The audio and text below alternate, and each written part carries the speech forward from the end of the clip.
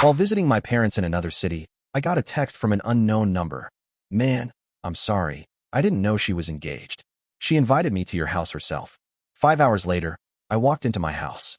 She smiled and greeted me like nothing happened. Then I was in my parents' kitchen when the message arrived, leaning against the counter with a mug of reheated coffee that tasted like nothing. The city was quiet in that way unfamiliar places get late at night, when even the fridge hum sounds foreign. My father had gone to bed early after a long day of post-surgery exhaustion, and my mother was asleep on the couch with the television still on, volume low, the light flickering over her face. I remember thinking I would answer one more email, then turn in myself, because the morning was going to start early again. The phone vibrated once, sharp and deliberate, not like a notification from an app. I looked down and saw a number I did not recognize. Different area code. No contact photo. No context. Just a single message sitting there, heavy in a way words should not be able to manage. The message explained, without drama and without insults, that the sender had been invited to my house by my fiancée, that he had not known she was engaged, and that he felt obligated to say something now that he understood what was actually happening. He mentioned my house specifically, not vaguely, and described how she framed the situation as temporary and uncomplicated. He said he would not have crossed that line if he had known the truth earlier. He added that he was not trying to cause trouble and that he was stepping away completely. I stood there longer than made sense, staring at the screen, rereading it slowly, not because I needed clarity, but because my brain was buying time. The room around me felt unchanged, which was wrong. Nothing had moved. The fridge still hummed. The television murmured. But the structure underneath everything had shifted, and my body had not caught up yet. At first, I assumed it was a scam. People send messages like that sometimes, fishing for reactions, hoping to start something messy. The wording was calm, almost restrained, which made it suspicious in a different way. There was no demand, no accusation, no follow-up. Just an explanation and an apology. That absence of aggression unsettled me more than anger would have. I checked the timestamp. It was recent. Too recent to be something old resurfacing. I checked the number again, then the area code. It matched my city. Not my parents' city. Mine. I didn't reply immediately. Instead, I locked my phone and set it face down on the counter as if it might move on its own. I rinsed the mug even though I had barely touched the coffee. The water ran too loudly. I turned it off and leaned both hands on the sink, breathing through my nose, forcing my shoulders to stay loose. Sabrina and I had been together long enough that surprises were rare. We had routines that overlapped neatly, habits that filled in the gaps. I knew when she woke up, when she got quiet, when she left cabinets open without realizing it. I knew which light she forgot to turn off. We shared a house, a future plan, a calendar that lived on both our phones. There was no space in that picture for an unknown number explaining access to my home. I unlocked my phone again and reread the message, this time paying attention to the details I had skipped the first time. The sender mentioned the back entrance instead of the front, something only someone who had actually been there would think to specify. He mentioned the way the hallway light flickered before fully turning on. That light had been flickering for months, and I had kept forgetting to replace the switch. My chest tightened, not sharply, but steadily, like pressure increasing in a sealed container. I finally replied with a short acknowledgement, neutral and controlled, asking how long ago this had happened and why he was contacting me now. I did not accuse. I did not ask questions that would tip my hand. I kept it factual, the way you do when you need information more than comfort. The response came faster than I expected. He explained the timeline without embellishment. He said he had believed her when she said the situation was unresolved but ending, that the house was hers for the time being, that the engagement was something she had already mentally moved past. He said he noticed inconsistencies over time, enough to step back, and that he had learned about the engagement indirectly, not from her. That was when he decided to reach out. I asked for clarification about dates. He answered. I asked whether anyone else knew. He said no. I asked whether he still had access to the house. He said he did not, and that he had never been given a key, only temporary access. Temporary access. I locked the phone again and walked quietly down the hallway to the guest room. My parents' house was unfamiliar enough that I had to move carefully, memorizing where the floor creaked. I sat on the edge of the bed and let the weight of it press into my legs, grounding me. There was a version of events where this was still explainable, where context made it less severe. I listed those versions methodically, like checking boxes. Misunderstanding. Old connection resurfacing briefly. Poor communication. But each explanation required me to ignore the precision of the message and the lack of incentive behind it. I opened the shared home app on my phone, the one we used for basic utilities and monitoring. I wasn't looking for proof, just anomalies. The activity log loaded slowly, then filled the screen with routine entries. Lights, thermostat changes, door activity. I scrolled back. There were entries that did not match what Sabrina had told me during our recent calls. Minor things, temperature adjustments at odd hours, lights turning on and off in patterns that didn't fit her usual habits. None of it was conclusive on its own, but together they formed an outline that didn't belong to me. I checked the garage access next. Nothing blatant. Then the guest Wi-Fi log. A device name I didn't recognize appeared intermittently over the past week. It could have been anything, but my stomach dropped anyway. I set the phone down and leaned back against the headboard. My breathing was still controlled, but my thoughts were accelerating, stacking on top of each other too fast to sort cleanly. I realized I was more focused on logistics than emotion, and that worried me in a delayed way. Shock, maybe, or something adjacent to it. Sabrina had texted earlier that evening, asking how my parents were doing, using the same familiar tone she always did. I opened that thread and reread her messages from the past few days. Nothing stood out immediately. No sudden distance. No overcompensation. Just normalcy, which now felt artificial. I looked at the time. It was late enough that calling her would feel intrusive, and early enough that waiting would feel unbearable. I chose neither. Instead, I opened the airline app and searched for flights back home. There was one leaving early in the morning, not ideal, but workable. Another later that afternoon. I booked the earliest one without hesitation.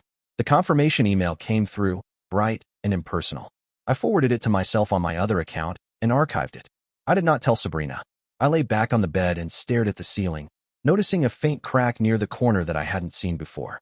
My body finally started to react then, not with panic, but with a deep, slow tension that settled into my muscles. I thought about the house, about how familiar it was, how much of my routine lived there. I thought about what it meant for someone else to move through that space under false pretenses. At some point, I drifted into a shallow sleep, the kind that doesn't reset anything. When my alarm went off a few hours later, I turned it off immediately and sat up, already alert.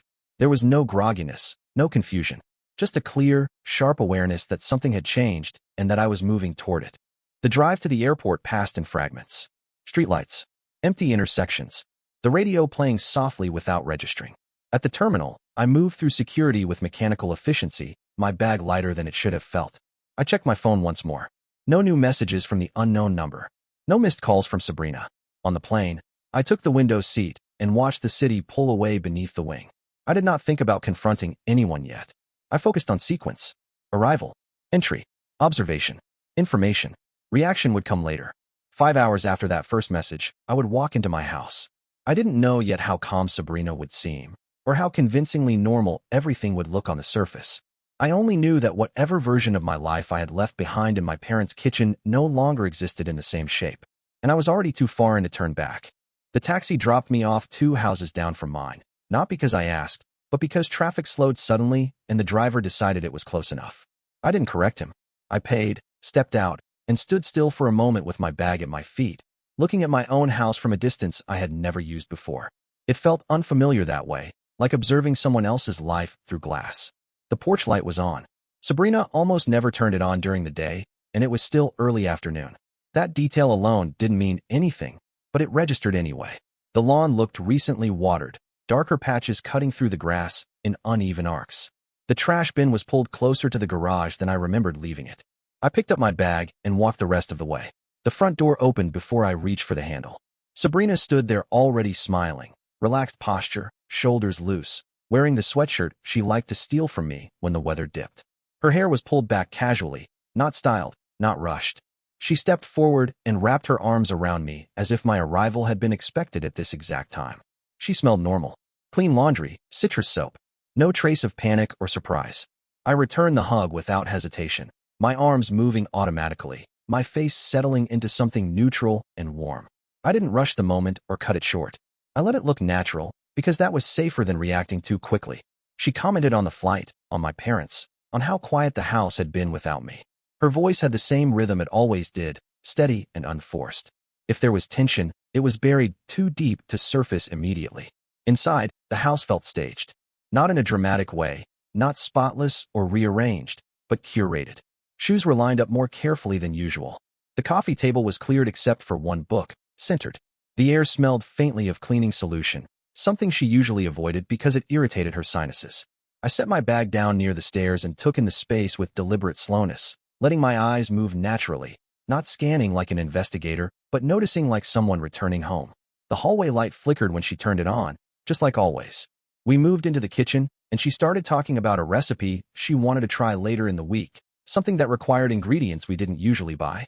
She opened the fridge to show me a list on her phone. That was when I noticed the extra shelf reorganized, drinks placed in pairs instead of singles, a brand I never bought sitting behind the milk. I didn't comment. I asked casual questions instead, about her week, about work, about whether the neighbor's dog was still barking at night. She answered smoothly, too smoothly, without pauses or corrections. The conversation flowed, but it felt rehearsed in a way I couldn't immediately articulate. At one point, she mentioned spending most evenings alone, catching up on shows. She referenced a series we had started together and claimed she hadn't watched ahead. That detail stood out because the streaming app on my phone showed recent activity that didn't match her timeline. I nodded anyway. We sat at the kitchen island, the same spots we always used. She reached for my hand briefly, squeezed, then let go, as if checking a box. I watched the gesture more than I felt it. After a while, I excused myself to unpack. She offered to help, then stopped herself, saying she'd start prepping dinner instead. That hesitation was subtle, but it landed hard. She didn't follow me upstairs. In the bedroom, the bed was made differently.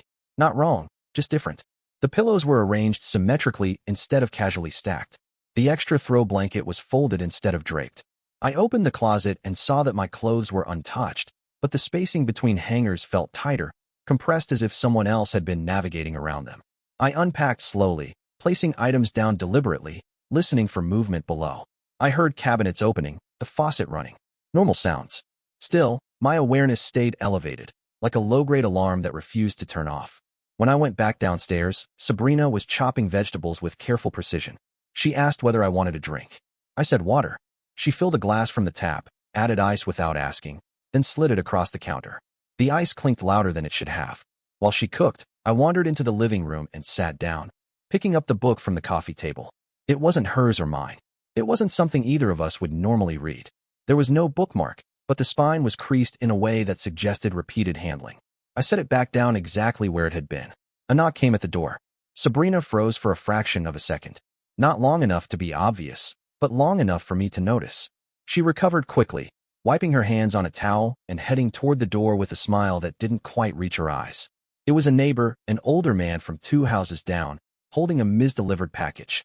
He apologized for the inconvenience, made a comment about how busy things had seemed around here lately.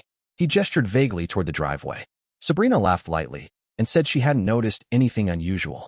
The neighbor shrugged and left, but the comment stayed suspended in the air after the door closed. Dinner was quiet, but not tense. Sabrina talked more than usual, filling space with small updates and future plans. She mentioned a weekend trip idea that assumed nothing had changed. I let her talk. I asked a few questions to keep the rhythm steady. After we ate, I offered to do the dishes. She hesitated again, then agreed. While I stood at the sink, I watched her reflection in the darkened window. She moved restlessly, checking her phone more often than she realized, responding to messages with the screen angled away from me. Later that evening, when she went upstairs to shower, I sat alone on the couch and pulled my phone out. I messaged the unknown number again, asking a direct question this time. How many times had he been here? The reply came almost immediately. More than once. Always when she said the house was empty. Never overnight. Never with anyone else present. I asked whether she had ever mentioned me by name. He said no. That answer carried more weight than anything else so far. I put the phone down and stared at the wall, tracing a faint scuff mark near the baseboard I'd meant to clean months ago. I thought about the way Sabrina had greeted me, the way she had spoken about being alone, the way the house had been arranged to look untouched. When she came back downstairs, hair damp, wearing comfortable clothes, she sat beside me and leaned her head on my shoulder. I rested my arm along the back of the couch without pulling her closer. She talked about a minor issue at work, something trivial, something designed to sound authentic. I listened without interrupting, nodding at appropriate moments. At some point, she asked if everything was okay, if I seemed tired. I said the trip had been longer than expected and that I just needed a night to reset. She accepted that explanation easily. We went to bed at the usual time. I lay awake long after her breathing evened out, staring at the ceiling fan as it turned slowly above us. Every familiar sound felt altered, like hearing a song you know well played in a different key. I didn't confront her. Not yet. What mattered now was understanding the shape of the lie, not reacting to it. The house wasn't just a setting anymore. It was evidence. It was a shared space that had been repurposed without my knowledge, then carefully restored. By morning, I knew one thing with certainty. This hadn't been a momentary lapse. It had been managed. And that meant the next step couldn't be emotional. It had to be precise. Morning arrived without ceremony. Light slipped through the blinds in narrow bands, touching the dresser, the edge of the bed, the wall where we had once argued about paint colors and never decided. Sabrina woke before I did, or at least pretended to. I heard her phone vibrate softly, then the mattress shift as she sat up and turned away. When she finally stood, her steps were careful, measured, as if the floor itself might betray her. I stayed still until the shower started. When the bathroom door closed, the house changed character. The sounds became clearer, sharper, no longer buffered by performance. I got up and moved through the bedroom without rushing, opening drawers that were technically shared but practically hers. Nothing obvious. Everything curated. The absence of disorder felt intentional. Downstairs, I made coffee and checked the calendar pinned to the fridge. It was full of future plans written in her handwriting, trips, deadlines, reminders that assumed continuity. I photographed it with my phone, not as evidence, but as a record of how far the illusion had already extended. While the coffee brewed, I opened the financial app we both used for household expenses. I had avoided it the night before because I wanted sleep more than certainty. Now I wanted clarity. The account showed normal activity at first glance. Bills paid on time. Groceries within range. But when I filtered by merchant and frequency, patterns emerged. Purchases that didn't align with her routine. Small amounts, consistent intervals, the kind of spending designed not to stand out. I cross-checked dates against the timeline the unknown man had given me. They matched. The realization didn't arrive as shock. It arrived as alignment, like two images snapping into place. This wasn't recklessness. It was maintenance. She had budgeted for deception the same way she budgeted for groceries. Sabrina came downstairs dressed for work, composed, her hair still damp at the ends. She greeted me cheerfully, kissed my cheek, asked if I wanted anything before she left. I said no. She lingered for a moment, searching my face for something, then grabbed her bag and headed out. As soon as the door closed, I locked it. I sat at the table and messaged the man again, asking whether he was willing to meet briefly, somewhere public, no confrontation, just confirmation. He hesitated, then agreed, suggesting a cafe halfway between our neighborhoods. I set a time for later that afternoon. Before leaving the house, I walked through each room slowly, not looking for dramatic proof, but documenting condition and access. I photographed the door locks, the garage keypad, the router setup. I noted which devices were connected. I reset nothing yet. This phase was about understanding, not intervention. At the cafe, the man arrived early and chose a table near the window. He looked ordinary, younger than I expected, with the posture of someone trying not to draw attention. He stood when he saw me, then sat again quickly, hands folded, eyes tired. We kept the exchange factual. He explained how he met Sabrina, how she framed her situation, how she controlled availability carefully. She avoided weekends. She avoided overnight stays. She emphasized privacy and timing. She never let him see personal documents or photos that included me. She never used my name. He showed me messages on his phone. Not romantic declarations, not explicit promises, but logistical coordination dressed up as casual connection. The tone was consistent with someone managing parallel narratives. I asked why he believed her. He said she spoke with confidence, and that confidence came with details that sounded lived in rather than fabricated. She talked about the house as if it were hers alone. She talked about future uncertainty in a way that invited sympathy without commitment. When we stood to leave, he apologized again, not theatrically, but with the weight of someone who understood consequences had already started moving. We parted without animosity. Back in my car, I didn't sit there processing. I drove. The next stop was the bank. I spoke with a representative and explained that I needed to temporarily restrict shared discretionary access pending review. I didn't accuse anyone. I framed it as precautionary. The process was straightforward. A few confirmations. A few signatures. The change went into effect immediately. From there, I called a legal office recommended by a colleague months earlier for an unrelated matter. I asked about disengagement protocols, asset separation, occupancy rights. The answers were clinical, structured, unemotional. I wrote everything down. By the time I returned home, the sun had shifted enough to change the way the living room looked. Sabrina's shoes were still by the door, aligned carefully. The house still performed innocence well. When she came back that evening, I was already there. She noticed the difference immediately, not because anything had moved, but because my attention had changed. I wasn't reacting to her anymore. I was observing. We sat at the table. I didn't raise my voice. I didn't accuse. I laid out the timeline piece by piece, not as a story, but as a sequence of verifiable facts. Dates, access patterns, financial inconsistencies, third-party confirmation. Her first response was disbelief, rehearsed confusion. When that didn't hold, it shifted to justification, to reframing, to minimizing language that tried to turn management into misunderstanding. I didn't interrupt. When she realized denial wasn't working, she tried recalibration. She framed the situation as exploratory rather than deceptive, as something contained, something she intended to end. She suggested the engagement was still real, still intact. I told her that the engagement depended on mutual reality, not intention. She went quiet then, recalculating. I could see it in the way her shoulders tightened, in the way she stopped trying to read my expression and started measuring outcomes instead. I explained what I had already put in motion. Temporary access restrictions, consultation, documentation, not as threats, but as statements of fact. Her reaction wasn't anger. It was fear, not of losing me emotionally, but of losing control of the structure she had built. The house, the finances, the narrative. Those were the pillars she had relied on, and they were no longer aligned. She asked what I wanted. I said clarity, separation, and time. She asked where she was supposed to go. I said we would discuss logistics later, with parameters defined. That night, she slept in the guest room. I stayed in the bedroom and listened to the house settle around me, the familiar creaks and hums returning to their old rhythms. The place felt different now, not violated, but reclaimed. Knowledge had changed the geometry of the space. Before sleeping, I sent one final message to the man, letting him know I had handled it and that he didn't need to involve himself further. He replied with a short acknowledgement, and then nothing. The silence afterward felt earned. By morning, the situation had passed a threshold. There was no version of this that returned to normal.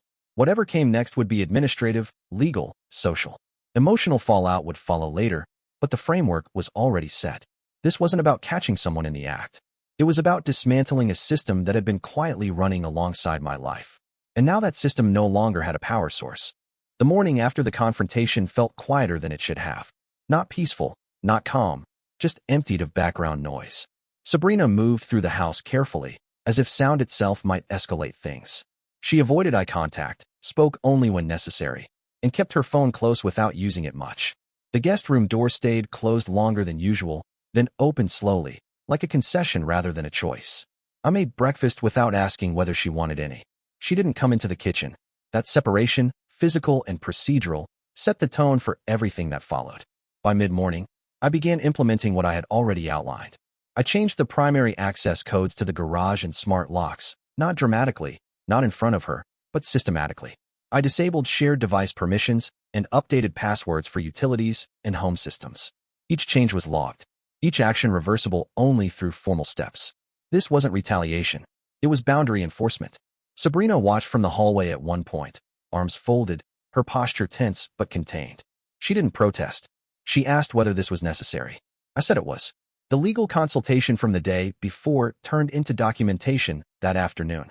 I reviewed everything again, making sure I understood the sequence. Notice, separation, occupancy terms, asset delineation. The process was neither fast nor theatrical, which made it effective. There was no single moment where everything collapsed. It was more like pressure releasing through multiple controlled exits. I told Sabrina she would need to make arrangements to leave within a defined time frame. I didn't demand immediacy. I gave structure. She asked if this was final. I said yes. That word landed harder than any raised voice could have. Her response wasn't explosive. It was practical in the wrong way. She asked about logistics first, about where she could store things, about what she could take immediately. She asked whether the shared account would remain accessible. I explained that it was under review and that discretionary spending was paused. I offered to cover basic transitional expenses under documented terms. She nodded, already recalculating. That afternoon, her phone started ringing more often. She didn't answer most calls, but I recognized the pattern. Messages came in waves, then stopped, then resumed. At one point, she stepped outside to take a call and stayed there longer than expected. When she came back in, her face was tight, not angry, but strained. She told me people were confused. I said confusion was the natural result of overlapping stories. By the next day, the social consequences began materializing without my involvement. Plans were canceled. Invitations went unanswered. A mutual acquaintance reached out to me directly, careful with wording, asking whether everything was okay. I responded with a brief statement confirming the engagement had ended and that I wasn't discussing details. That alone did enough work. Sabrina's parents called that evening. I didn't answer. Not because I couldn't, but because there was nothing to explain yet. Explanations invite negotiation, and this phase required finality. They left a voicemail asking for clarification, expressing concern, suggesting misunderstandings. I archived it. The man who had contacted me initially sent a final message 2 days later, letting me know he had been approached indirectly and had restated that he had been misled and wanted no further involvement. I thanked him and saved the message with the rest of the documentation. After that, the channel closed permanently. Packing started on the 3rd day. Sabrina moved methodically, placing items into boxes with careful labeling, as if she were trying to preserve dignity through organization. I stayed out of her way. I didn't hover or supervise. The house absorbed the activity quietly, the sounds of tape and cardboard replacing the rhythms we once shared. When she finished, she asked whether she could take the book from the coffee table. I said yes. That was the only request I granted verbally. The move-out happened without an audience. No arguments. No last-minute pleas. She loaded the car with the help of a friend who avoided looking at me. When everything was done, Sabrina stood by the door for a moment longer than necessary, as if waiting for something unscripted to happen. Nothing did. She left the keys on the counter and walked out. After the door closed, I locked it and sat down at the kitchen table, the same place where she had slid a glass of water toward me days earlier. The house felt heavier, not with loss, but with the absence of performance. The air was neutral again. Over the following weeks, the administrative work continued. Accounts were separated formally. Legal notices were finalized. The engagement was dissolved on paper the same way it had already been dissolved in practice. There were no dramatic revelations, no public spectacle, just the slow erosion of credibility as timelines failed to align. Sabrina attempted to regain footing through familiar channels, but the structure that had supported her dual narrative no longer existed. Without shared access, without shared space, without the benefit of ambiguity, her options narrowed quickly. People asked questions she couldn't answer consistently. Opportunities closed without explanation. I heard about some of it secondhand. I didn't seek updates. The house changed subtly after she left. I replaced the flickering hallway switch. I rearranged the living room. I donated items we had bought together that no longer made sense in the space. Each adjustment felt corrective rather than emotional. One evening, weeks later, I found the calendar she had left behind, still pinned to the fridge, filled with plans that would never happen. I took it down and folded it carefully before throwing it away. The gesture wasn't symbolic. It was practical. The last interaction came unexpectedly, months later, when a document required her signature to finalize separation terms. She came by briefly, accompanied, and stayed only long enough to sign. We exchanged polite acknowledgments, nothing more. She looked different, not physically, but in posture, as if she were still adapting to a version of reality that didn't bend for her anymore. After she left, I finalized the file and closed it. There was no sense of victory and no lingering bitterness. What remained was stability rebuilt on verified ground. The house functioned again as a private space, not a shared stage. My routines returned without friction. My attention no longer split between what was happening and what might be hidden beneath it. The message that had started everything sat archived on my phone, untouched. I never deleted it, not out of attachment, but because it marked the moment information overtook assumption. It was the point where the story stopped being something I participated in unknowingly and became something I acted on deliberately. Consequences don't announce themselves. They arrive through process. And once they're in motion, they don't need emotion to finish the job.